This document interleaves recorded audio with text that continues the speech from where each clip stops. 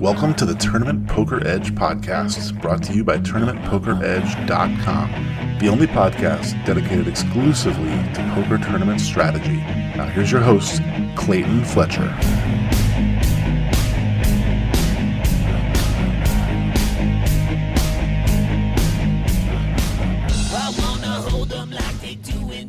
Hello once again, everybody, and welcome to the Tournament Poker Edge podcast. I'm your host, Clayton Fletcher.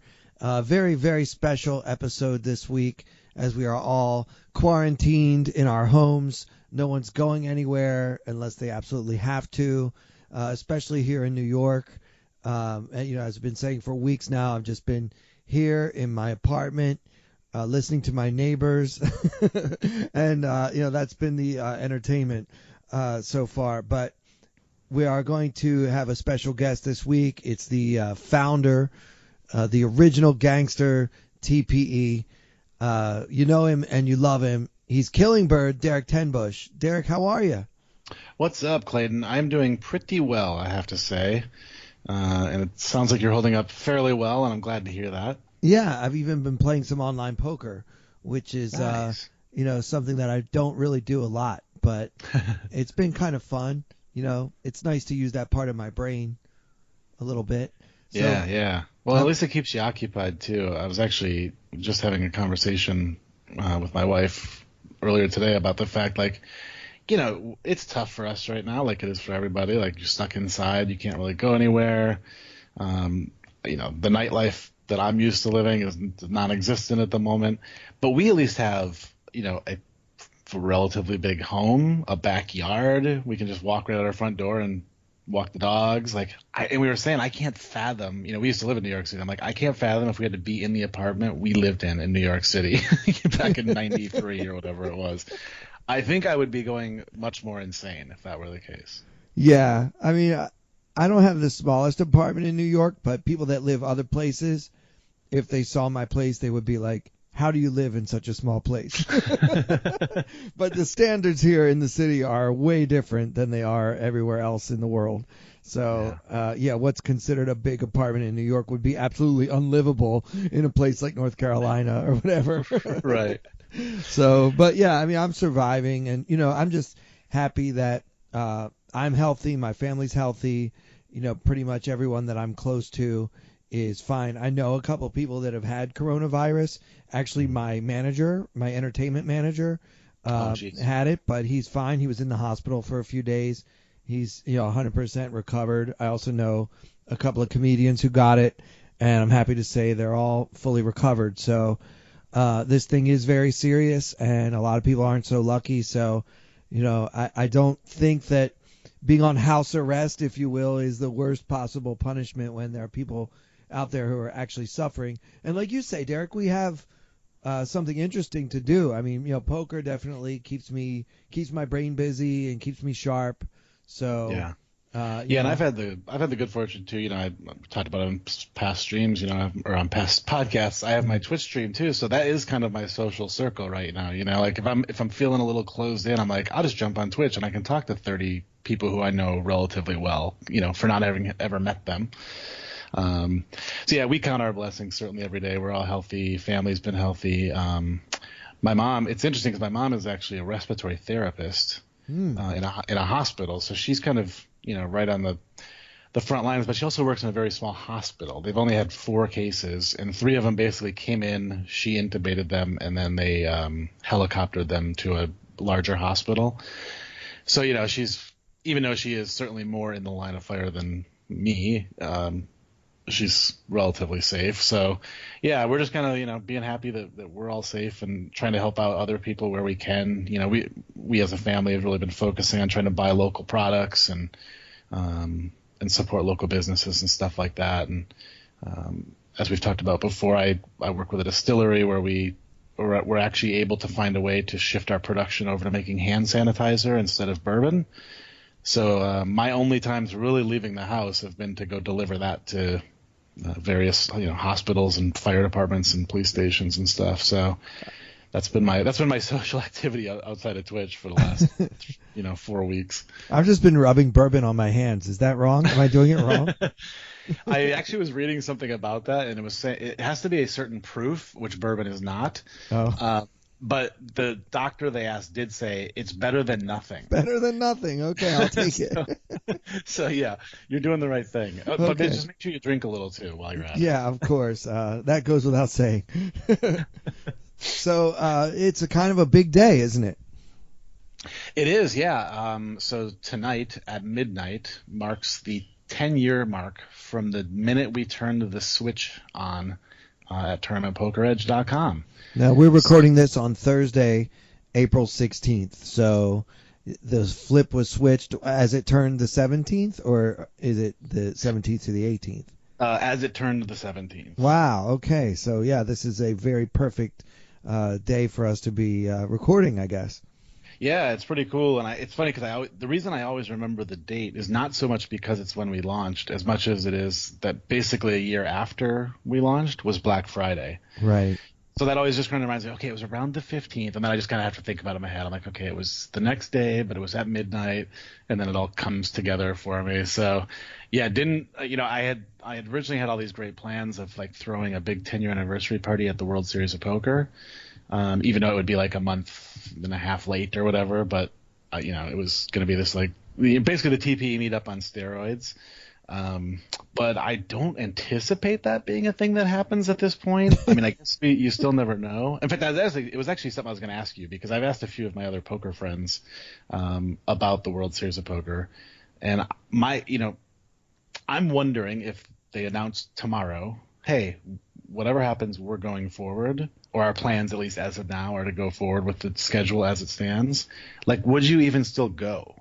I Because mean, I'm undecided. I'm like, well, maybe, like I really want to go to the World Series of Poker, but it seems so close to Vegas essentially being completely shut down. And it's the worst possible place to be, maybe, for something like this. well, there is that is the official statement. They said we're monitoring it minute by minute. It's changing all the time, but as of now, they said this a few weeks ago, the plan is to go forward as scheduled. They talked about how they won't be able to reschedule it, or it might be hard to reschedule it just logistically because, as you know, Vegas is the number one convention center in the world. And so if they try to do it on another date, everything else that's already been canceled, they're trying to reschedule their stuff. And the World Series is 7 weeks of, just locking up the whole convention center area at the Rio. So that would be really hard to find another 7 weeks, kind of depending on what else gets canceled. But if other things are getting canceled, there's probably a reason for that. Right. Maybe that they should take their cue from that. I mean, I heard about a convention that's there in August that's already been canceled. So, Oh, wow. yeah, so some people that know something seem to think that this isn't going to be free and clear anytime soon. So It does seem like things are getting a little better, at least in my city, where they said, the rate at which they are taking new patients at the hospitals is slowing down. But that's partly because, if you walk around, New York City's a ghost town. And I mentioned on the podcast a few weeks ago, I walked through Times Square and I've never, ever seen it. It was eerie. Like there were no people at all in Times Square, which is just literally never the case. 4:00 in the morning on a Tuesday, there will be people in Times Square. Right. And any other normal circumstance. So, who knows? If I had to place a bet right now, I would bet that the online events are going to happen and that several other online events will be added and that all the live events will just end up not happening this year, which really makes me sad. As everyone knows, this is the thing I look forward to the most each and every year, even more than any of my comedy shows or any of the other cool things that I get to do on my calendar. I love the World Series so much. It's just, I feel like it's Disneyland and Christmas morning and everything you love all in one. I just love it. Not just because I've had success. I mean, even in years when I've gone there and lost whatever bankroll I brought with me, all of it, I still come home and say, man, that was really fun, Yeah. So it'll be interesting too, because if they do something like that where they do the existing online events and they add some, I assume they would add the main event. But Yeah, then I that makes me guess. wonder, like, will there forever be an asterisk next to that main event? You know, because Right. is it the same, really? You know, unless they can find a way to make it last 9 days, I just don't feel like it's the same level of endurance needed. Yeah, I don't know. It just That'll be wouldn't be the interesting. same. Yeah, it would be more like the W Coop or whatever other prestigious online series there are. Yeah, It won't really be like. For me, it's just the whole thing with the ESPN, and we yeah, had some good momentum going. Poker Go, it's like, yeah, but this is true of so many industries. The two industries that I'm in, I comedy know. and poker, is like, well, a lot of people together in a room, and so it's been really odd for me to just be so alone during this time, but it's fine. Like I say, I try to count my blessings. It could be a lot worse, and I hope that it doesn't get a lot worse. But as far as the series this summer, a few months ago, I thought, my eyebrows raised a little bit when Timex Mike McDonald was offering 20 to 1, Hmm. like in January, that there would be no bracelet events, no live bracelet events in Vegas this year. He was offering 20 to 1, Yeah, and that was well before even the first case of coronavirus hit America. So, but I know that guy, Mike McDonald, Timex. He's really smart, and I'm yeah. not in the habit He of doesn't betting make. against him. I Yeah. was gonna say he doesn't make too many bets. Like basically, I have a rule: if Timex ever hit me up and said, "Hey, I want to bet you on this," my answer is just no. I don't need to hear the odds or the event. I'm just like, nope, I'm out. You've probably saved a lot of money by Yeah, not. I'll go find a sucker. Thank you. Yeah, yeah, yeah. So, he kind of either predicted it or had information or just, saw what was happening globally. And, he just knows a lot about a lot. And when he said that, that was when I first started saying, well, I hope he's wrong, but I'm certainly not going to take the bet. Right. And now Yeah. it looks pretty good for him. The silver lining of all this, if there is one, as far as poker goes, is that online poker has been amazing. I Yeah, think I know you were talking to Katie Stone a little about I think that was the one you were talking about it on, definitely. like Yeah, the because she's in online games. Jersey. Yeah, this is the second. We always talked about what will it take to get a second poker boom, like main event, or maybe it's a female winning the main. We always kind of just like, oh, what would be really good for poker? And it turns out that what's really good for at least online poker is a pandemic, which is a sad thing to have to do, to have happen for poker to blow up. But man, the games are just, I mean, there's like 50K tournaments, 50K guaranteed tournaments online that are like double and tripling the guarantees. And I've seen more people in tournaments than I've ever seen. And I've seen more less skilled players in the games than I've seen in 5 years. So Yeah. if there's ever been a time that you've thought about playing online poker, now would be the time to do it. And that's really been a big impetus for me to get back involved. I mean, I really don't enjoy playing online poker that much because, I'm a very social person. I like to talk. Anyone who saw me play on TV, like, I like to talk and joke around with my opponents. And, like, to me, that's the joy of poker, is like sitting there and looking at him and trying to figure out what he's trying to get me to do. And, like, that's all that is missing in the online game, which becomes kind of essentially more mathematical. I mean, sure, you can do, well, usually he bets faster. This time he took Yeah. longer, but 99% of all your available visual information, tells and whatnot, is just absent because the online game, and because that's the part of the game that I enjoy the most. It's almost like having a desk job, sitting at my computer all day playing. Right. A pretty You're like, I fun might as well job. be an accountant. Yeah, right. I mean, accountants don't get to gamble all day. It's more like being like an options trader or something, There we right? go. Yeah. Yeah, yeah. But you're still like staring at a screen all day and all that. But I did want to get involved again because first Elliot Rowe, and then Katie Stone, and then Jason Smith. Everyone keeps saying online is back. Online is great right now. And I've been dabbling a little bit. I even did a little Twitch stream, which was kind of a fail because my laptop isn't strong enough to handle it. I need a better computer, yeah. But I tried, I tried to Twitch stream for a little bit, and I had like 7 or 8 people watching, which was pretty cool. Nice. One guy commented it was almost like having a live TPE podcast. As I was talking about my hands, I guess it reminded him of when we do strategy on here. But yeah, I mean, I've been having some fun. I've been going pretty deep in a couple of tournaments, and I have tried ACR specifically before in the past, and I always found it like impossible, like unbeatable. Like everyone on there seemed to be playing at an expert level. And that is not the case at the moment. Yeah. Things have gotten a lot better. I didn't believe it at first. Like, I don't know, maybe a week into it or something. Like a lot of my other friends were saying, dude, are you seeing how good these games are? And I'm like, I haven't really noticed it yet. And then, I don't know, just like within a week or a week and a half after that, I was telling them all the same thing. Like, okay, you were right. The games are back. And yeah. It's a good problem to have. Like I said, an unfortunate reason for it.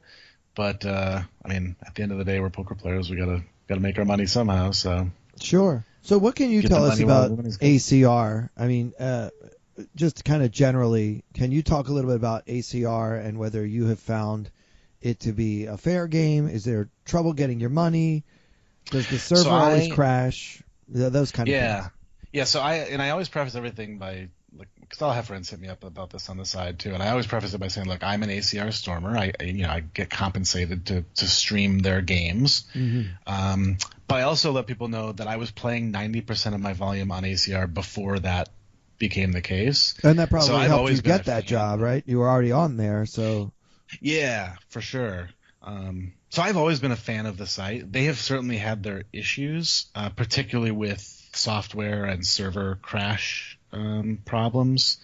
That seems to have gotten better, although they did have a quick blip down today. But, it used to be like you could pretty much mark your clock by the site crashing, like a year ago or whatever. Like it'd be like, and I'm lucky because I don't play a ton of Sundays, and that's the biggest traffic day for them. Sure. So it tended to happen on Sundays, and I'd always just be like, well, I'm sitting here watching football, eating a pizza, and drinking a beer. You guys are all frustrated because the servers crashed. So that seems to have leveled out a little bit, and it seems to be getting better and better every day. The one thing that I can say has never been an issue for me is cash outs. They've always been relatively quick, considering we're not in a regulated market. Usually around 48 hours. I did, in all fairness, I will say I just had one take about 4 days, but that's the longest. That's actually the longest one I've ever had. Everything else has been 24 to say 72 hours, somewhere in that range. So cool. Pretty quick cash outs. In terms of fair play, it's tough for me to say, and I say this only half joking. I put back a few beers on my stream while I'm playing. I know. So I've seen it. Yeah. So there's like sometimes like I've actually had viewers like because I'll preface this by saying ACR and many other poker sites have some bot issues. Where there's poker bots basically playing on the sites. I'm not an expert in them at all, and I don't worry too much about them because I play primarily tournaments. So I don't feel like I can just get sat by a bot, right? Because they see me sitting there, and so I've had people in my Twitch stream who are watching me and going, "Dude, that guy 2 to your left is a bot," and I'm like, "Huh?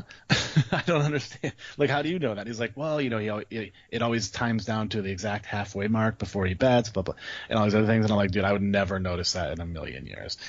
But again, like I said, every site, to my knowledge, like you can go to a website who sell these bots, and it'll say what they advertise for. They'll be like, "Oh, here's a bot for Poker Stars. Here's a bot for Party Poker. Here's a bot for ACR." So they exist on every site. For some reason, ACR gets kind of ripped for it a lot, but and I don't. And again, I'm not an expert on it. Maybe it's easier on their site. Maybe it's not. No idea. But I've never felt like I was getting colluded against or. Well, I did have one time in a satellite, but it was literally just like two guys who kind of seemed to dump chips to each other. But again, that can happen on any site. But I've never really felt like I was in any way getting cheated or that the RNG was rigged or anything like that. And And I mean, I have so many hands in my database. Like I could easily go. Yeah, a lot of people are like, I always lose with aces, or it's always a setup. I have to. You can just go in and be like, oh yeah, well I lose with aces the exact percentage of time I'm supposed to lose with aces. You know. Right. So yeah, there's software you can use now for those who might not be well, even people like me. Like I'm familiar with online poker. I used to play heavy volume. Like I mean, in the old days, I'm talking when Party Poker was in the U.S. I used to play on Paradise Poker. I was on this site called Poker Room. We're talking like the early days of online poker. I was one of the original grinders. And then, I really stopped playing after Black Friday and didn't miss it at all. So, I mean, when I say that I'm new to online poker, I mean new to this world of online poker where we have to worry about things we never worried about then. There was no such thing as a HUD when I used to play. Like there were no bots. Certainly, the game was on the up and up. Technology has come very far, and with that comes the ability of people to, I guess data mine or otherwise collect information. So there are programs that you can get where you can look at all of your hands, right, and see what your expectation was and your actual results. Do you recommend one of those programs over another, or do you think they're all pretty much the same? I think they're pretty much the same. I mean, the two big ones are Hold'em Manager and Poker Tracker. I use Poker Tracker mainly because that's what my backers use. So when we want to review hands and stuff like that, it's just easier for us to have the same software. Sure. But I do prefer it for things like reviewing your hand histories. The HUDs operate essentially the same. I mean, there's really not a whole lot of difference between them. So and for people who don't, I always forget, some people might not understand a HUD. But so yeah, a HUD is basically just a set of numbers overlaid on your online poker table that give you information on the player. And that information is only information that, well, unless you've data mined, but I don't do that. It's just the information that you've gained from playing against that player. So how often they raise, how often they call, how often do they c-bet, how often do they fold to a c-bet, etc.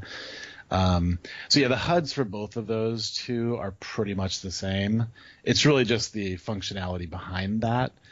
So if I were to recommend one, I would go with Poker Tracker because it just happens to be what I use. But you're fine with either. Right, and then you can go back later and basically answer the question, am I being cheated? Right, because the Poker Tracker program is showing you this is how many times you've had aces and this is how many times you lost. Right. Yeah. And so if you have enough hands, I mean, if you have 100,000 hands or something, you're probably not going to see anything that's that far outside of just standard deviation, right? Exactly. Yeah. And sometimes you're going to have little blips where it's like, wow, I ran really bad for like a week or whatever. But then you're going to have a week where you ran really good. And then, it's just going to eventually just kind of all evens itself out as it should mathematically. And, you'll see a lot of people who complain, like, I run so bad on there. They're like, okay, well, let's see your database for the last 2 years. Let's take a look at it and see if you really do run bad. And I've yet to see anybody provide their database. like nobody ever looks at it and goes, yep, got the evidence right here, going to provide it. It always just ends with that question, Well, it's like you say, you could have a week where you run great and a week where you run really bad. Which week do you think you're going to remember? Exactly. Yeah. And it'll be interesting too to look at it over this period that we're in right now, because I think for a long time, like I'm like pretty much a break even to slightly losing player who will occasionally bink something, generally on ACR. Because I think it's a really tough site. It's the toughest American site for sure. I don't think you'll find any American players who argue otherwise. Ignition, Bet Online, Global, those are all softer sites, or they were anyway. But now I think that's going to change. So like I've already started, I've found myself at 3 or 4 final tables during this time. I had my first like decent sized bink in probably a month and a half or 2, just like a week or 2 ago. What happened? Tell us. What did you bink? So it was a 1650 buy-in 8K guaranteed, which is pretty standard for what they're kind of running right now. There's a lot of like between $6 and $55 tournaments with guarantees between anywhere from 4K up to like 50K. Wow. So kind of a middle of the road kind of tournament, but it was a really fun one. And I ended up actually heads up against a member of my stream, which kind of made it fun. And then to make it even better, Mark. Well, it was actually a great story. I forgot about this story. We needed a series. I wanted to do a new series for Tournament Poker Edge. Me and Mark wanted to kind of do a coaching session, but also record it and put it up on TPE. And I hadn't had any really good results lately, so I'm like, man, I don't have really a good deep run to like review. I got nothing. And he's like, all right, well, I guess you just have to win something tonight. Yeah, go get one. Yeah. And I said, all right, I tell you what, whatever I have to do, I will get a top 3 finish tonight. I'll fire as many tournaments as I have to get a top 3 finish. And so the whole time he put it out on Twitter. He said, hey, make sure you tune into their extreme. I've challenged him to a top 3 finish, etc. And everybody started responding like, I'll take the under. No chance he could do it. All this kind of giving me a hard time. And then as I started to get closer, I was like, hey guys, I'm 2 of 22 in this tournament. And then it was like, oh, I'm 5 of 17. This could be the one. And I just kept tweeting updates like every 30 minutes or so. And then when I got to the final 4, I think I kind of started to knit up a little bit because I was like, I got to get a top 3. And there was no bet or anything. It was just like just a personal challenge. Like, I got to get a top 3. And Mark actually texted. I can't remember if he texted me or Skyped me, and he's like, hey, don't worry about the challenge anymore. Just win this fucking tournament. Awesome. I'm like, okay, cool. So we went on to ship it, and actually that series is live on TPE right now, so people could go check it out. It was really, really a fun tournament. There's some really interesting hands in there as well. Very cool. Well, congrats on the Bink. So Thank you. What do you win? Like $1,000, something like that? I believe it was $12.80. I think. So is what you it was. turned $16.50 into $12.80. That's pretty good. Yeah, it was a nice little rebound, especially because I kind of had been on a little bit of a downswing. So I always get nervous when I get to the point where I have to ask Mark and mostly Mark, but also Ben, who's my other bag. I get nervous when I'm like, I might have to ask for a reload pretty soon. It just hurts my soul, I'm like, I don't want to be the guy who has to call up and ask for a reload. Yeah. Well, that's okay. And we had a couple more final payments since then. Well, that's really cool. That's the business arrangement they signed up for. So. Yeah, exactly. If you're backing people, and we talked about backing a lot on this podcast, but any backer knows that sometimes you have to send the guy more money. As long as he's playing well or whatever. But yeah, I think it's interesting to back somebody who likes to get drunk while he's playing. Might not be the best business decision by Mark, but that's okay. Yeah. We always joke about it because he says, I actually think you play better with about 2 beers in you. Oh yeah. But you definitely don't play better with about 12. Right. And I'm like, okay, good information. Somewhere between 2 and 12 is the sweet spot, apparently. Yeah, because I think I'm a little bit of and I get crap for this all the time. I am a little bit of a nit by nature. Like I'm the opposite of you. If I were like 60 people left in the main event, I'd be looking at the payout structure going, okay, so how much longer do I have to wait to make another 20 grand? Okay, cool. That's how long I'll wait. And you're just over there going, who are the guys who are looking at the exactly trying to figure out how long they can wait and how am I going to attack them? Yeah, couldn't be more opposite as far as philosophy there. But I admit freely that I don't pay enough attention to ICM. I want to win. I want first place.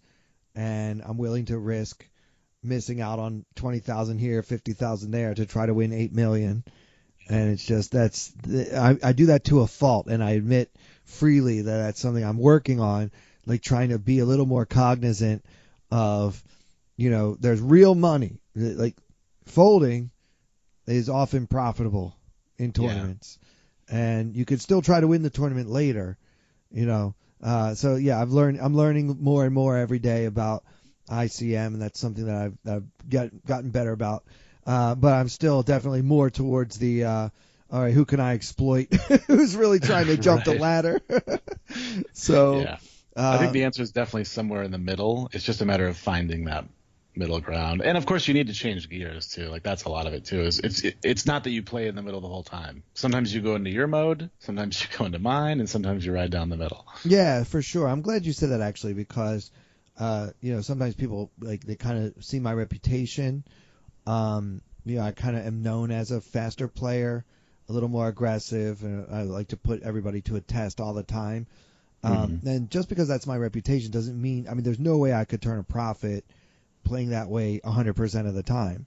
First of all, if people know that's your reputation, you can't do it as much because they're more likely to call you. Yeah. I have a higher bluffing frequency than the average grinder, so I will get more action. So I need to adjust. And, poker is always a cat and mouse game. But sometimes people are surprised when they see me play, and especially when they see how tight I am from early position, probably tighter than a GTO bot or most, coaches or solvers would tell you to be. It's just one of the adjustments that I make to my game because it's just much easier to exploit people with aggressive plays when you're in position. So I sacrifice some of the EV of opening a hand like, say, King Queen suited under the gun. At many tables, unless it's a really soft table, I probably just go ahead and fold that hand from first position. Where, I'm sure that most of the solvers out there and most of the GTO guys would tell you like it's an open, it's a clear open. I'm like, well, it's clear to me that I can get beat a lot doing that, and whatever profitability there is from a marginal open under the gun, I'm willing to just miss out on that profitability for the sake of being able to have greater control of the overall macro situation in the long run. It's just part of my philosophy. So sometimes when people see me play, they're like, "Oh, I was expecting you to play 100% of the hands and keep 3-betting and 4-betting endlessly." I'm not Gus Hansen circa 2004. That's not what I'm doing at all. But I definitely have just my natural style is a little bit faster than what most players are doing. And if I see that someone really seems to have an affinity for folding, then my aggression goes even higher than it normally is. But by the same token, if I'm up against a bunch of unbluffables, I'm just going to fold.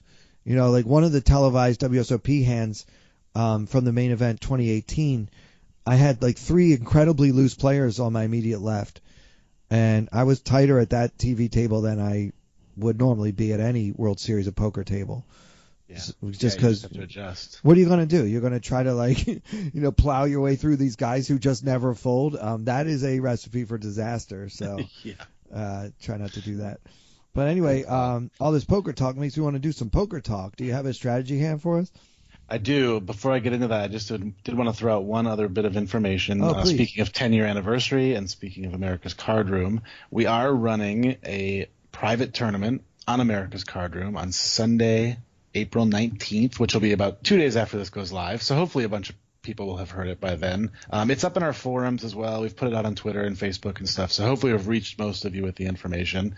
But yeah, it's going to be Sunday, April 19th, 8 p.m. Eastern Standard Time. It's on America's Card Room, which I know there's going to be some people who are like, oh, well, I live in Canada and I play on Stars or Party Poker. That's not really convenient. But we tried to do something that would allow everybody to play, including me, for example, and all of our American members. So we thought that was probably the best option. So for people who don't have an account, you can open one up. If you don't want to make a deposit because you just don't want to put a bunch of money on a site you're not going to play on, just message me on Twitter or something. I'll send you $1.65 and you can buy me a beer or something next time I see you. Look, whatever. We'll find a way to, because you can do player-to-player transfers on ACR. So I'll make sure to get you in the tournament, as long as 1,000 of you don't hit me up. I can't send you that much, but so it's gonna be fun. We're gonna have a bunch of the TPE pros playing. Big Dog is gonna play in it with us. Mark, me, Diego. Basically, I'm inviting everybody to come. If you're a former TPE member, current TPE member, or a listener of this podcast, you are essentially welcome. So it is gonna be a little tricky, because the way that ACR sets up their private tournaments is they're what they call on demand, which means that the tournament starts as soon as 6 people enter. So I can't just give out the password. Otherwise, I'd love to just give it to you guys right here on the podcast or in the forums or whatever. So what I've tried to do is set it up so that I can give you guys the password in as many places as possible, so that I can make it as convenient for everybody listening who wants to play. So I will be live on Twitch. And I'll be broadcasting the tournament on my Twitch channel. So I'll provide the password there. I'll provide it I'll drop it into the TPE forums. I'll drop it on Facebook, Twitter. I'll basically put it everywhere. About 2 minutes before the tournament's supposed to start. And then we all jump in. Yeah, so it's a little bit awkward from that standpoint, but it was the one way that we could do it. So, it'll basically be kind of a tornado for the first 3 minutes until everybody kind of gets bought in and sat down. But then it should run nice and smooth from there on out. So I know that's a lot of information, but if you just go over to the members tournaments section of the forum, I put a bunch of details in there. So that's open. You can read that even if you're not a current member. So just head over to Tournament Poker Edge, find that in the forums, and you'll find all the details. Very cool. So before I'm going to try to play that tournament, by the way. Awesome. This Sunday. Yeah, I was planning on doing some online this Sunday. So yeah, why not? I'll just add that extra $1.65 to my schedule and see. Excellent. Yeah, as long as I'm not in 10 other things, it just depends. I don't like to have too many tables going. But yeah, that sounds great, and it might be fun to play against some of the members. Not too much fun to play against guys like you and Big Dog and Mark, but for a buck, why not? Let's see what happens. Can only lose so much. Yeah, it sounds great, and that's cool. So it's been 10 years almost to the minute since the website launched, and I also noticed that the first ever TPE podcast was on October 15th, 2010. Yeah, that's right. Yeah, because we waited, we had always kind of talked about doing a podcast, but we're like, let's just get the site up, let's get the videos up, kind of get things rolling before we do one. In hindsight, if I could do it all again, I would have started a podcast before we even launched the website, because that's just building up more awareness and marketing. But yeah, we did not do that. But yeah, so we're actually coming up on 10 years anniversary of the podcast too. We should do something special for that too when we get to that point. Yeah, that'd be fun. Yeah. So I noticed though, I'm going to give you a pass on not having the podcast going before you actually launch the website, because as you read some of the comments on those first couple of podcasts, TPE members saying stuff like, "What exactly is a podcast? Is this really a radio show?" Yeah. And then you have to explain, a podcast, and here's the Wikipedia definition of it. Yeah. So, it's very hard to go back in time and say, "Oh, I wish I would have done this. I wish I would have done that," because you forget, what we had or didn't have, or what we thought or didn't think back then. It's almost like when people go back and try to say that this comedian or that comedian is a piece of trash because he made this joke back in 1978 or whatever. The thinking was different then. People were different then. And, as far as whether people didn't even know what a podcast was, a lot of them. Now you and I were early adopters because we were both into Poker Road, I know, but that was the original poker podcast as far as I know, and I was addicted to it. And when that fell off shortly after Black Friday is when I originally discovered Tournament Poker Edge podcast, because you used to advertise your website on Poker Road Radio, which was an all poker all the time podcast with Joe Stapleton, Ali Najad, Gavin Smith, Joe Seabach, Jeff Madsen. It was a Barry Greenstein, a really a who's who of poker kind of podcast. I don't even know if you could have anything like that today. But yeah, it's things have changed, and now everybody knows what a podcast is, but it wasn't a word that was a household term 10 years ago. Yeah, so. Didn't even think about that. Yeah, we were probably actually ahead of our time. We just didn't really know it. Yeah. Obviously some people had done it, but not many. At that time, there were probably only, I guess it was 2 + 2, Poker Road, and us. Yeah, that's right. That's right. And then now there are 7,000 poker podcasts. Yeah. But most of them only release an episode every month or so. So I don't. And they do come and go a lot quicker now. I've definitely noticed that. Somebody will think that sounds like fun, and then they'll do it, and it'll last 3 months or 4 months, and it just kind of disappears. Yeah. Well, they don't all have a Clayton. That's right.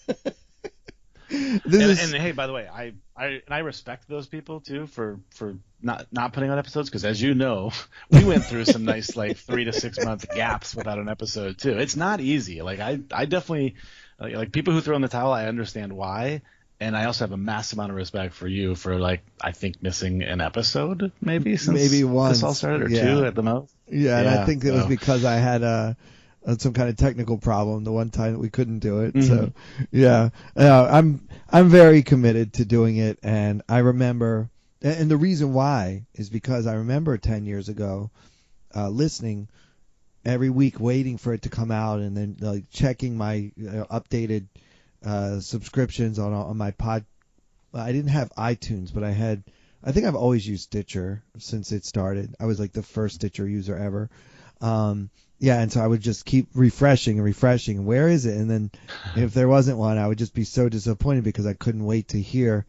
Back then, there weren't 1,000 training sites to use. There wasn't a lot of free content available for someone like me that wanted to learn about poker, but also kind of hear what was going on in poker. Like the very first episode of the podcast, you guys talk about backing issues, you talk about strategy in the early stages of tournaments, and of course your personalities come out. If you go back and listen, it might be fun because you probably don't remember. It's been 10 years now. The way you guys used to interact with each other, the tone of the podcast has changed a lot because without Casey's big personality and just kind of always giving everybody a hard time. Like good-natured ribbing, I would say, was definitely a staple of each and every episode. Yeah. To say the least. I mean, that was just his thing.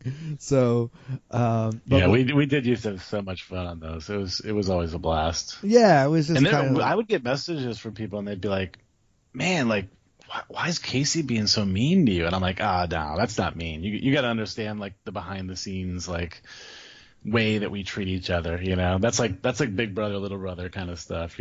Yeah, well, it's just not natural, especially in male, I guess. I don't want to be politically incorrect, but let's just say generally speaking, male culture isn't about like love and rainbows and flowers. It's about hey, you idiot, what's wrong with you, dummy? Exactly. And and I think also to some degree, I always feel like to some degree we felt comfortable doing that so that listeners would feel comfortable, maybe not getting berated to that level, but they would at least be comfortable either telling their friend they played a hand bad or not getting upset if their friend told them they played a hand bad. Doesn't necessarily have to be quite to the level that we took it, but we would always stress the fact, like, you need to be able to take this kind of criticism, because if you don't and you can't, you're just never going to get better. And at the end of the day, it was coming from a place of love where basically he was a teacher and he's trying to do whatever he could to help you try to motivate yourself to improve your game. And, maybe that's how his father was, or I don't know, like what the psychology is of why guys tend to treat each other this way. But, I've had some coaching relationships where I help people learn, and I can be a little bit like that, not in the same exact way, but I think being a little tough and not accepting some kind of lame excuse for a bad play is a sign of a good coach. You got to think about things when you're playing poker. The things you aren't thinking about that your opponents are thinking about, those things are costing you money. And so if I can hammer it into your thick head to stop doing that stuff, then, I'm actually doing you a favor, although it might be tough medicine to swallow. So with that in mind, let's jump in. Yeah, let's swallow some medicine here. I don't think I'll be berating you, Casey Jarzabek style, but definitely want to hear if you have an interesting hand for us. Yeah, so I do have one. This is actually just from a few nights ago. And I mentioned that I had some more deep runs since that win the other night. This is actually a tournament which – okay, I'm not going to say what happens in this because I don't want to spoil it. Okay, cool. Although I might have just spoiled it, but that's okay. It's not a huge factor, but it's kind of an interesting tidbit at the end we'll get to. Okay. So this is the $2 buy-in, 8K guaranteed, which is even a small buy-in for what I normally play. But they run this tournament every day, and it is probably the softest tournament I've seen on the site. And I'm like, you know what? I can fill a space on my screen with it, and it's an 8K guaranteed. Sure. Well, I'll play a $2 tournament. Let's go. So that's the tournament. We have already built up a nice big stack. We are at 600, 1200, and I have 150K roughly to start the hand. All right. And in this hand, we are in the cutoff. So it folds to under the gun 1, and he raises to 3,000 off of a stack of 106,000. So he is the second chip leader at the table. Everybody else is relatively short at this table, 40,000 chips or less. Him and I are the only two with over 100,000. Okay, so what do you think is the average stack at this table or in this tournament at that point? I would guess average is probably right around like 40K. Okay, maybe so you 50. guys are both crushing this tournament right now. Yeah, we definitely both have very healthy stacks. Okay, so he raises under the gun +1, right? So that's Yep. second position, 9-handed table, and then it folds to us in the cutoff? Yeah, folds to us in the cutoff. Just for a little bit of context, I actually have a decent number of hands on this guy. Okay. He's running 23, 18, 7, which is about exactly what I would give like a good average tag player on this site. Like, not necessarily going to give him credit for being like a crusher with those numbers, but like he's definitely not a fish based on those numbers would be my read. Like he's a good solid player. Yeah, basically. So sometimes I'll make a note of a player like this with those kind of numbers. I don't use a HUD, at least not yet, but if I notice that a player has that kind of style, I might make a note that he's like a generic reg. And he's probably just doing what most pros are doing on the site. Yeah, so I think that's fair. All right, so that would mean right off the bat that his opening range from his position at this table is probably not very loose. Yeah, I think I'd agree with that. I mean, I think, it's probably going to be something like suited broadways up, and that might even be a little wide. It could even be like king queen suited and up. Okay. And then he might open most pairs from here, but let's just call it like 6s plus maybe. Yeah, I think that's a pretty good estimate of his range. Yeah. Yeah. And he might deviate from that a little bit here and there. It's hard to say how the table was playing at this point. Sure.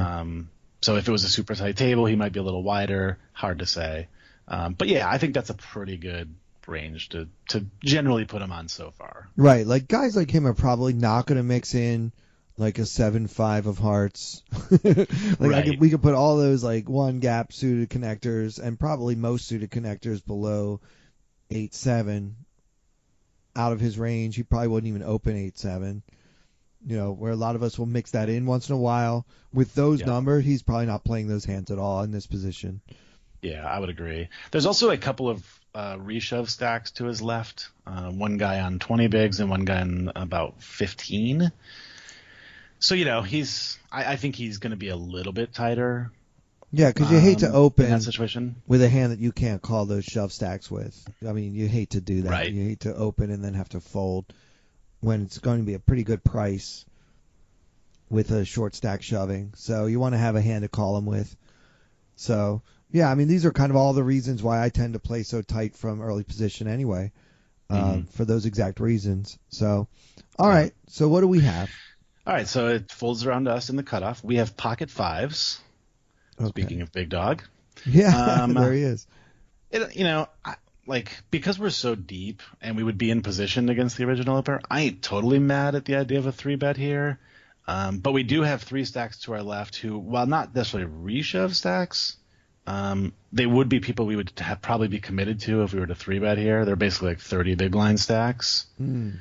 So I decided to just flat here, play my 5s in position, essentially set mining. Although, I mean, we could definitely float some flops too. Like if it comes like 9-7 deuce or something, maybe we can float 1.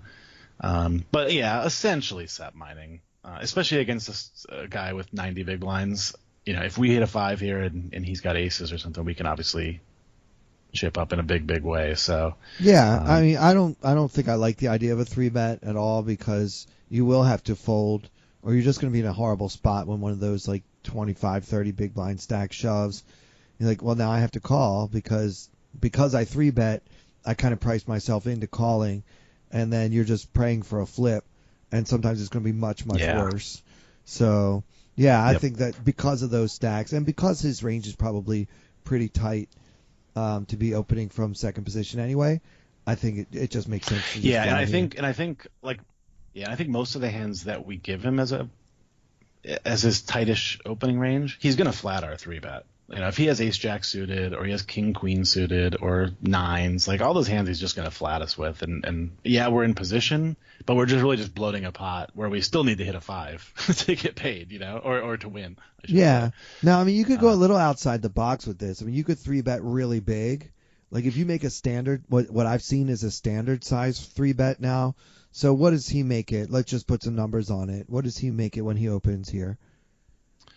So it's 3K, which is 2.5x. Okay, so if he makes it 3K, I think the standard 3-bet is something in the neighborhood of like 885. Mm-hmm. If you made it like 12,000 or whatever, then that could be interesting. Yeah, then that could put him in spots where he can't really call you with ace jack suited. But just why do you want to do all that with pocket fives? Now you're putting in way too many chips. You're putting in like 10% of your stack with a hand as bad as pocket fives against a guy that's got a pretty tight opening range, and you're also getting even further committed to the shove stacks on your left.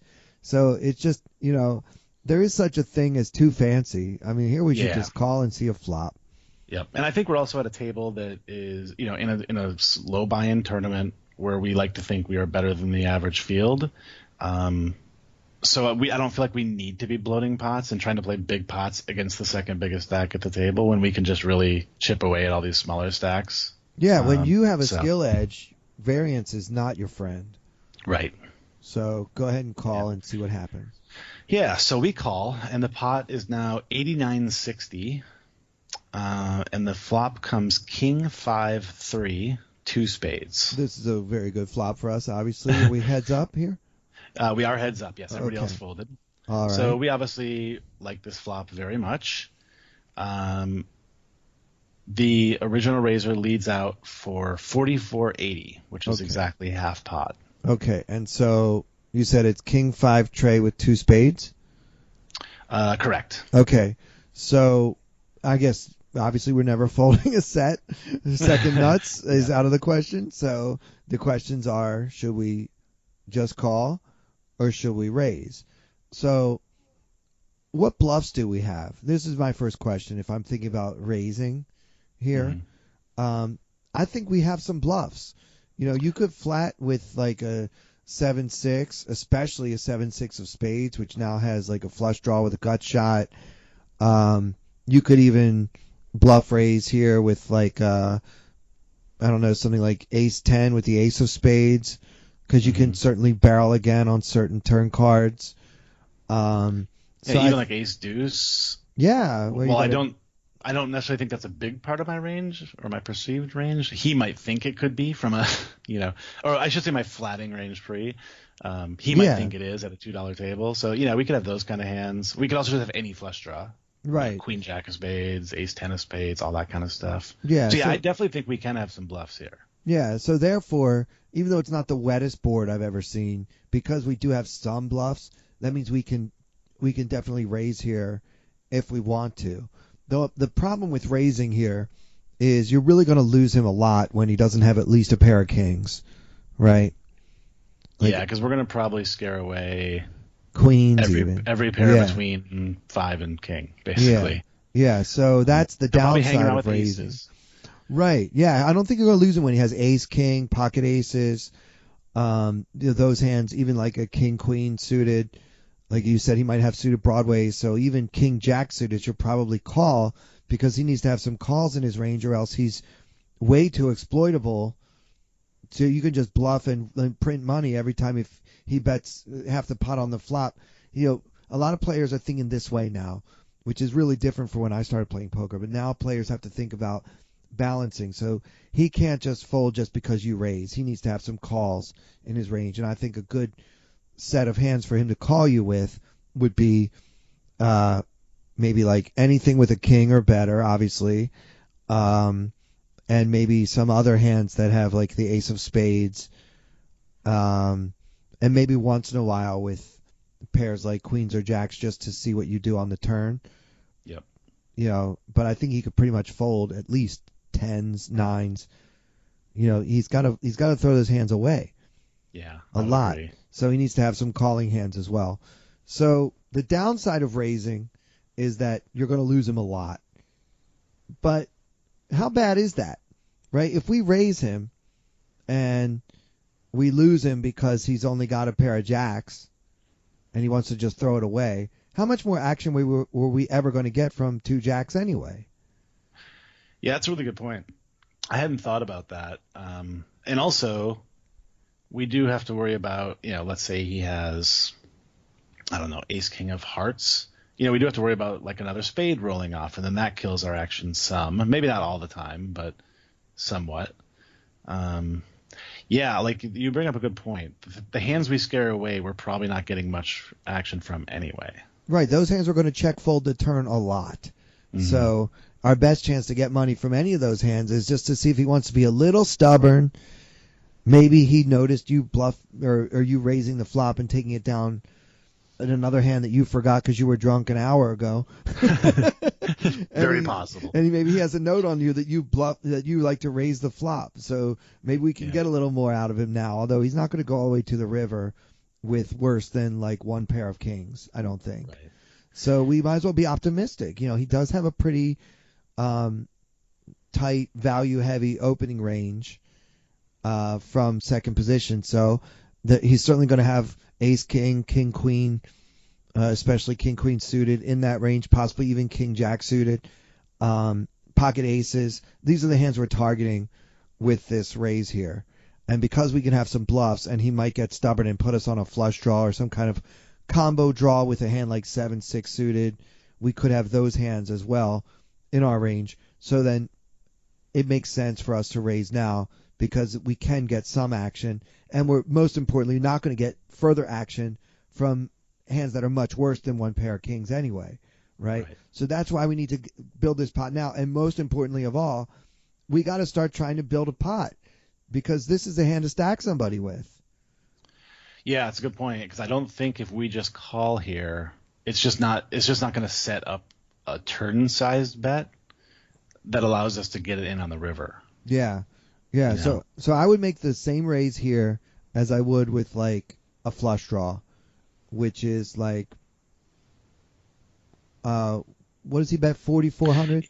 He bet 4,480. Yeah, so I would make it like 12.5.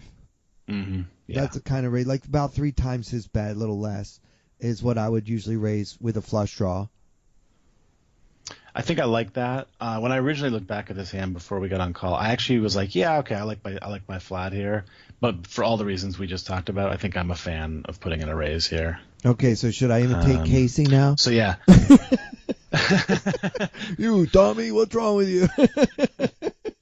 Later. So yeah, we did end up just calling. Okay. All right. Which now makes the pot 17.9K. Okay. And the turn is the 10 of hearts. So now we have 3 of hearts, 5 of spades, king of spades, 10 of hearts. So 2 spades, 2 hearts. Okay. Seems like a good card to me for our hand.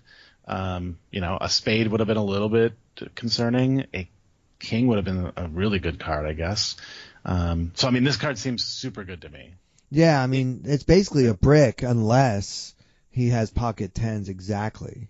Mm-hmm. Which, if he does, then he just gets a lot of chips. I'm not going to worry about everything.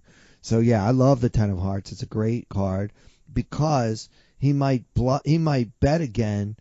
If he bet the flop with something like ace queen, right? Suppose he bet the flop with, he decided to do a continuation bet on this 1 high and 2 low card flop with something like ace queen, especially if he had the ace of spades, right? Because he figures, well, I can bet this card because Killingbird will fold a lot because he probably doesn't have anything on this relatively dry board, and I can barrel him if I pick up a flush draw on the turn. So that could be kind of his general plan with something like ace queen off with the ace of spades. And now, instead, he picks up a little more equity with the 10 of hearts giving him a gut shot, that might inspire him to take another shot at this pot. Because now he's got an overcard, a gut shot, right? So, and because you just flatted, it's going to be hard for him to put you on a set, at least at this point. So I think this is an above average turn card for our hand for all those reasons. Yeah, I agree. He checks, which is kind of interesting because it feels like a really good barrel card for him with all the range we just talked about. But he does indeed check. Yeah, well, he doesn't want to like go crazy with his variance either. You know, you guys both have big stacks. You know, more than 2 times the average stack at this stage in the tournament that has a lot of bad players in it. So he doesn't really need to go up against the other chip leader and just keep firing. So he can be especially. I mean, not that he knows what we have, but this is an especially good card for him to check if he thinks he's going to get raised here a lot. Because if he has all this equity, you know, let's say he has ace queen of hearts or ace jack of spades or something else like that, he has so much equity that he does not want to get blown off of. And certainly if he had bet here, I'm sure now I would have raised because this board is getting wet now.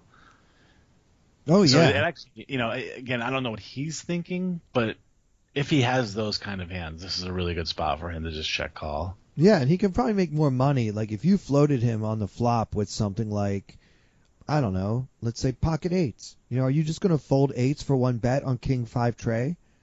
Right. You know? And now if he checks to you on the turn, you could be like, well, my eights are probably no good, but maybe I can turn them into a bluff here. Like people do things. So sometimes checking a hand like ace king here is more profitable than betting it again. Because if he bets again, he's liable to lose you when you have, you know, like a hand like pocket eights or even like a 5, not 3 of them, but say you have a pair of 5s. You know, he could make more money by checking now, and then when you check back, he can put in a cute little value bet on the turn on the river and make a little more money with his like pair of kings when he has something like ace king or even pocket aces. I don't hate it because it's not really a 3 streets of value type of hand. Like if you have pocket aces and this board runs out really wet, you're not going to be comfortable putting in 3 barrels anyway. Because usually when you get action, you're beat. So, I like him checking a lot of his range here. Actually, I like his play. Yeah. So, like I said, he checks. I bet 7,200 into 17.9K. So I guess that's like a little under half. Yeah, I like it. I like that sizing a lot. Because I don't really, you know, even. I mean, I want to get value. I want to protect a little bit against all those flush draws and straight draws and stuff. But I want him to call, even if he has those hands. Like, I want him to call here. So I don't want to go too big. I feel good on that sizing. And he just flats. Yeah. All right. So I'm real happy with this. I like the sizing. We like that he just called. I'm not really sure. I mean, I'm willing to go broke, just for the record. Like, if we get check raised here, I'm never folding. Like, I'm not going to worry about pocket 10s, pocket kings. Like we don't, but to be clear, we do not have the nuts. Right. You know, but a decent I would player, have definitely got it in there 100% of the time. Yeah, but a decent player could have, you know, could check raise you here with a hand that's beating you, and that's fine because he should also be doing that with something like, what if he has, what's the best hand to have? Queen Jack of spades, right? Yeah. He's got like every out in the book. Yep. So, you know, check raising that on the turn is fine.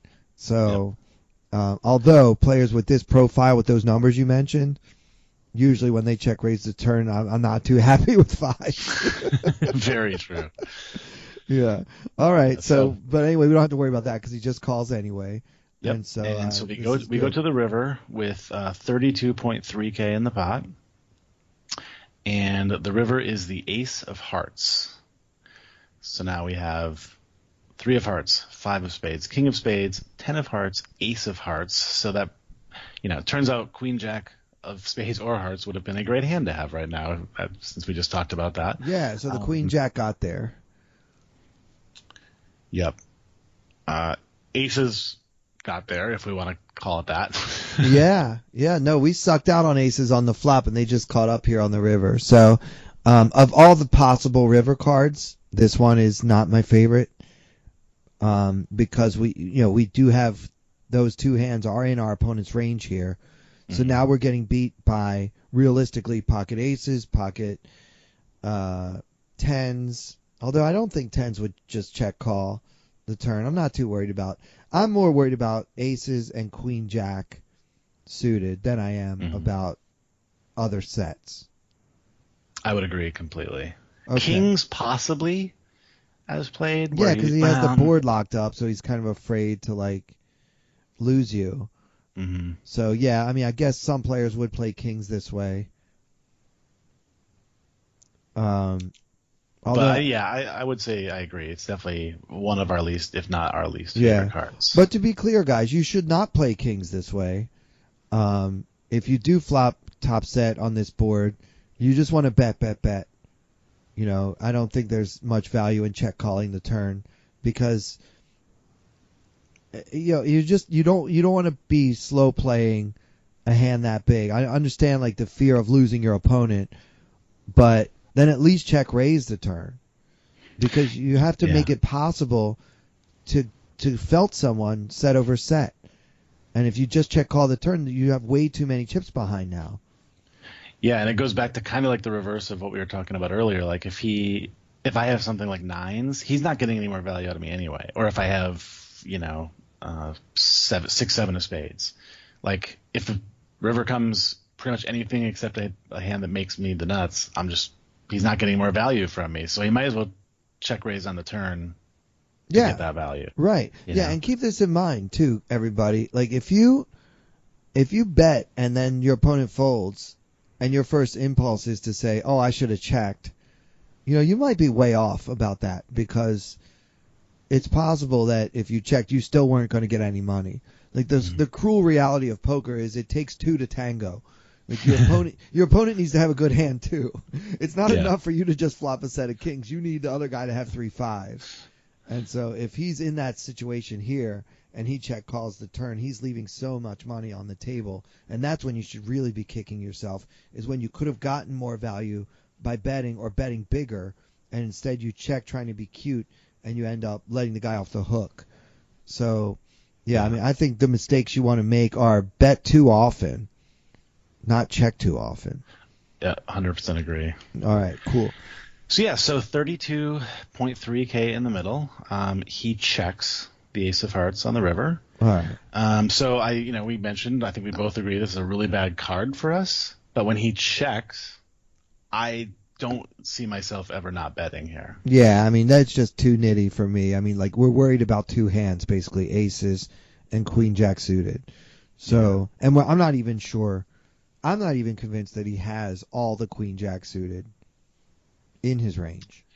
Yeah, it's pretty much the two suits that are on the board, I think. Right, and I'm not even sure that, even pre-flop. Oh, right, yeah. Is he always opening every queen jack suited? I don't know.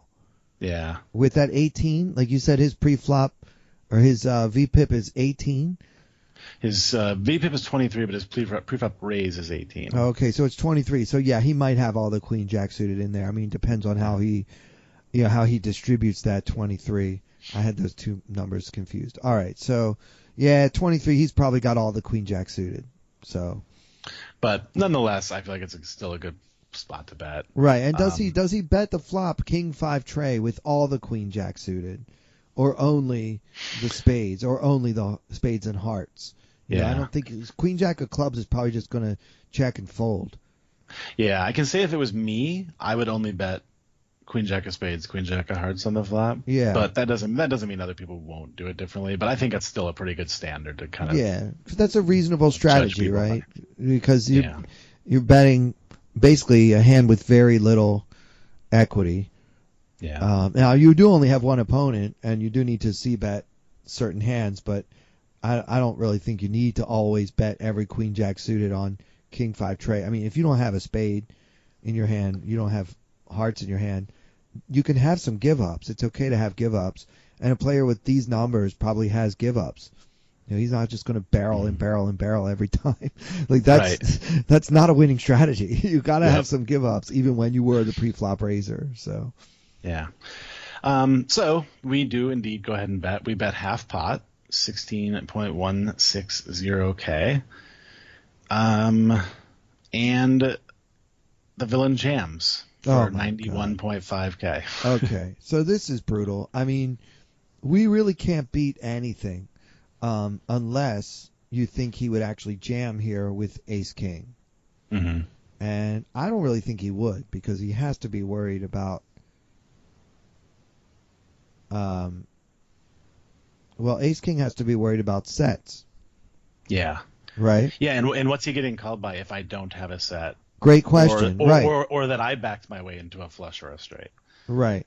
Oh, wait, the hearts got there. I forgot about that. Yeah. Yeah. Okay. So, Yeah. I mean, it's just a question of what price am I getting and how often, if ever, is my opponent bluffing? Because we have basically this check raise jam turns my 3-5s into a bluff catcher. Mm-hmm. Yeah, completely. And it's so hard for him to get to the river with any bluffs at all, right? I mean, unless he has a flush draw. But what flush draws does he even have? Yeah, and the ones he does have are, I mean, I guess ace queen of spades, but he's not going to turn that into a bluff. No, because he made a pair. Yeah. Yeah. So he doesn't really have, I really have trouble giving him any bluffs. And I mean, I don't have the numbers in front of me. So do you know what kind of pot odds are being offered here? So let's see. It's going to be about 75K to win 140. So almost exactly 2-1. Yeah, it's just, that's really brutal, because now your opponent needs to be bluffing. Or let's put it this way, your fives need to be good at least 33% of the time just to break even on a call. Yeah. So we have a fold and here. I just don't know if it is. No, it's a fold. I think it's a fold. I mean, if you have that in you and a $2 tournament to check raise bluff me on a river, and I can't even think of what bluffs you have in your range. Now, if this guy is crazy enough to think that he can get value, if he has ace king, so he's bluffing with, or he's value betting with worse. That's really the only hand I can think of, though, is ace king, right? Mm-hmm. I mean, you have bottom set. So yeah. It just feels like pocket aces. Although it's a weird way for him to play aces, just to check call the turn. No matter what he has, he's played it strangely. Yeah, unless I think maybe like set of kings kind of makes the most sense. I still I would do it differently, but of the aces, kings, tens type hands, that one makes the most sense to me. But I just have a feeling this is like queen jack suited. Yeah, well, either way, I fold. I just, there's two hands we're worried about, and they both check raise shove the river. I can't find a bluff to give him. And he's not like a world beat, like, David Peters has a bluff here. Like some of the best players in the world will have somehow some bizarre bluff. Elio Fox has some of the best players on earth will be balanced enough to have bluffs in their range here. This guy, I just don't think so. Yeah. Yeah, because I think the best in the world can say, oh, I can get this guy to fold a set of fives. Right. Yeah. If I check jam this river. In a $2 tournament, we're usually not trying to get people to fold a set of fives. Yeah, I don't think that's happening. So the reason I had mentioned earlier, about it being a $2 tournament, but also the fact that I had ended up making a deep run in this is because in the moment of this hand happening, I remember saying sort of several things to myself. One is which I don't think this is a bluff. And I remember also saying, I think my words on my Twitch stream were, how sometimes when you're reviewing a hand, you'll say, if I was playing my best poker, I would fold this. But because it's a $5 tournament or whatever, you know what? I'll just call, re-enter if I need to, whatever. But I remember saying, if I was playing my best poker, and it kind of clicked in my head, I'm like, well, why don't I just do that? Why don't I just play my best poker?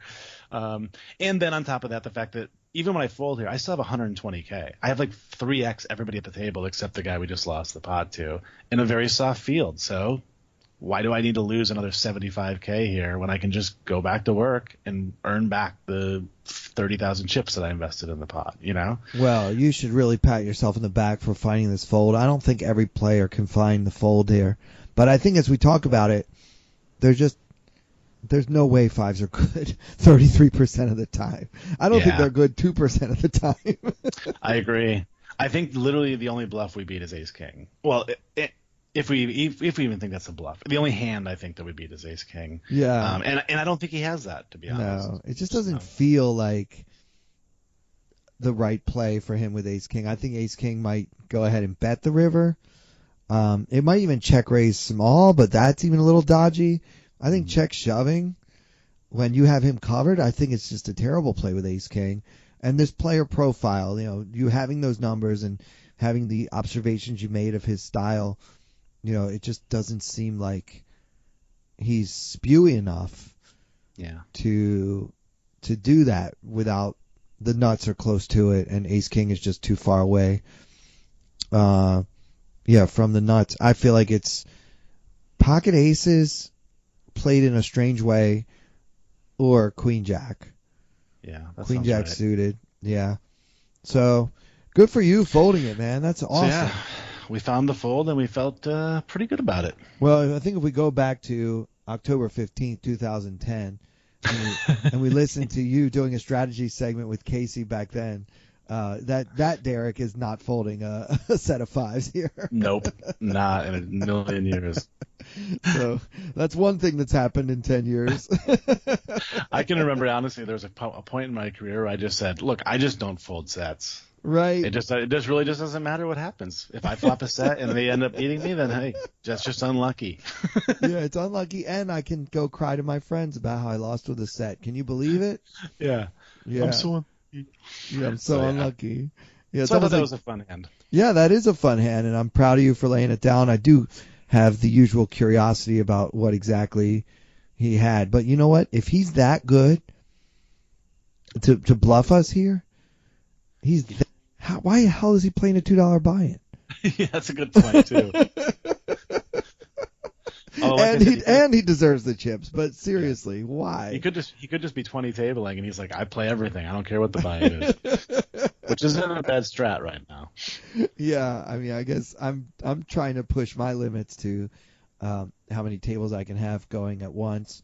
I do apologize for those who have been asking me to do another stream. I got a couple of messages that people enjoyed the stream that I did, even though my stream was very I don't know what the right word is, but a lot of frames were being dropped. That's what I was told by my software. That I was dropping frames left and right, and it just it was like real clunky. I just need a better system here. I don't really have a home computer. I just have my little laptop, which isn't very strong. It's only like a $300 laptop, so it doesn't really do the trick. So if I'm going to get serious about this online poker stuff, I may just have to go ahead and invest in some better hardware here so that I can bring a Twitch stream that people will actually want to watch. There we go. You know I'll be there. Yeah, it'd be fun. I like watching yours too. I like when you're 12 beers in. Making poker fun again. Yeah.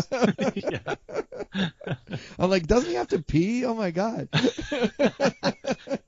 Yeah, occasionally, the first 4 or 5 hours, I only have to go out every hour break, but then eventually it's just kind of like, all right, every 30 minutes, I just got to miss a couple hands. Miss a few hands because nature calls. Well, it's not exactly nature when you're poisoning yourself, but that's True. another story. Also, I want to answer here on the podcast. A few people have tweeted me that they saw somebody named Clayton Comic in their ACR tables, and yes, that is me. Okay, I'm nowhere near famous enough for someone to be impersonating me on America's Card Room. Okay, I'm the only Clayton Comic that you will find. So, yeah, and if you're there with me, send me a tweet or whatever. I don't really look at the chat on the screen because I usually have too many tables going, but I do look at my Twitter on breaks. So it's always fun when a podcast listener is at the table. And yeah, so nice. I'm going to be on there a little bit more than I have in the past. And so therefore, I hope there aren't too many bots, and I hope the game is fair, and I hope that when I bink something, I'll be able to cash out. But there you go. Our conversation today made me feel a little better about all of that stuff. So cool. Well, I hope to see you at one of my tables soon. How about this Sunday for the big 10-year anniversary party? I can throw in $1.65 and see how it goes. Yeah, we can clash in that one. Yeah, sounds good. So tell everybody again where they can find the information for registering. You said it's going to be just a couple minutes before 8 o'clock Eastern this Sunday. Yep. Yeah. So, whatever works best for them in terms of like what they're most comfortable. If you don't have a Twitch account, you don't want to bother with that, that's fine. That'll be the most immediate place because I can literally repeat it over and over and again 20 times. But if not that, just tune in to the Tournament Poker Edge forum or Facebook or Twitter. And it starts at 8, so at like 7:58, I'll literally have it already pre-typed. I'll send it out on every one of those platforms right before the tournament starts, and you can just start hitting the register button. So I know it's not perfectly convenient, but right. So for the Twitter users, should they use Killingbird? I'll send it from Killingbird and from Tournament Poker Edge. Fantastic. So either one. The one thing that I will say, and this is not me trying to boost up my Twitch numbers, I promise. That's the one place where you'll be able to sort of chat live with me and other people who are, TPE members and stuff. So if you kind of want to have some banter and maybe talk a little crap at the tables and stuff, that'll be a good place to do it. But again, you'll be able to get the password at pretty much every platform that we're on. I'm gonna launch it all out at the exact same time. So Twitter, Killingbird, Twitch, Killingbird. Yep. Facebook is at Facebook.com/Tournament Poker Edge. And then, of course, tournamentpokeredge.com, and then just click on the forums link. Yeah, so if you guys join this Sunday for the 10-year anniversary party tournament on America's Card Room, let us know that you heard about it here on the podcast and that you're rooting for me to put a serious bad beat on Derek that all of his Twitch followers can hate me. Oh, that reminds me. I almost forgot. Somebody in the forums proposed that the winner of this tournament should get to come on the podcast. That's a great idea. Yeah, that'd be fun, right? I'm all for it. As long as they speak English. Yes, I'm in. Yeah, and I figure there's also a chance that the person who finishes first won't know that he gets to come on the podcast. So we'll kind of give them a chance to make themselves known, and if they don't, we'll go to the second place person or something. Right. So if it ends up being the 18th place finisher, we know that people are afraid to come on the podcast. Yeah. We'll be like, congratulations for finishing 18th. You get to be on the podcast. They're like, what? Well, this was really fun and a little longer than we're used to. But I don't know, Derek, when you and I get together, we have a lot to talk about. And it doesn't happen often enough, but maybe with everybody being on lockdown, we can get some more Killingbird here on the podcast. Yeah, I know we've been trying to connect for a while, so we had a lot of catching up to do. So it was good to sort of get caught up, and like I said, I'm so glad that you and your family are well, and let's keep it that way, and I hope to see you on Sunday. Thanks, man. Same to you. So for Derek Tenbush and for everybody here at Tournament Poker Edge, I'm Clayton Fletcher. Thank you all so much for listening.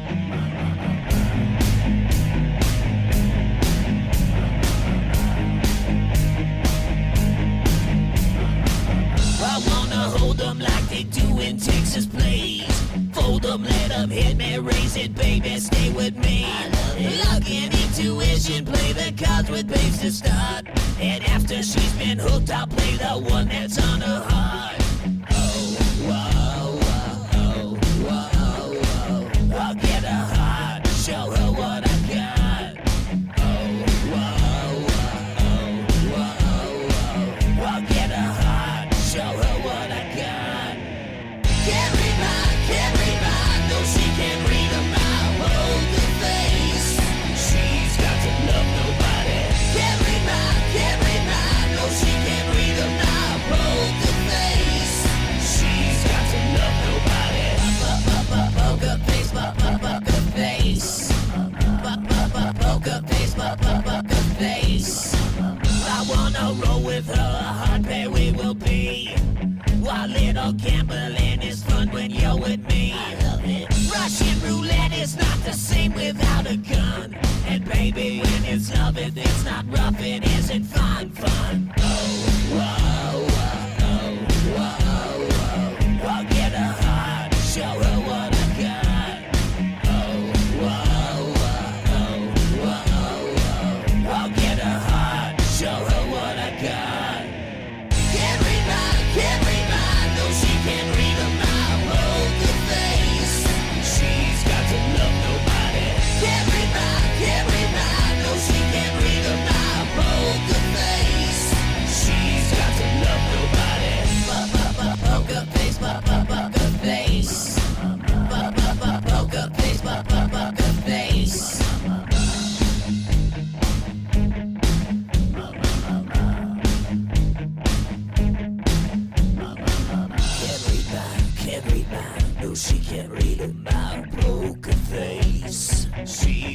love nobody. Get